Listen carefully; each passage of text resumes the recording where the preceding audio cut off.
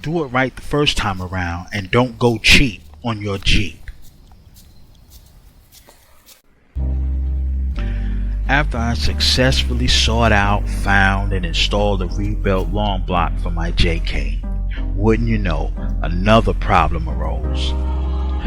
I was out driving one day and I suddenly started to feel a Jeep misfire. It was minor at first, and then it got violent.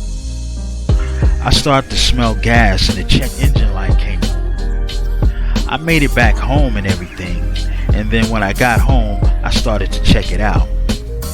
The Jeep was blowing white smoke and raw fuel was coming out of the tailpipe. Well, what I come to find out is that one of my injectors was stuck open. It was the number 3 injector for cylinder number 3.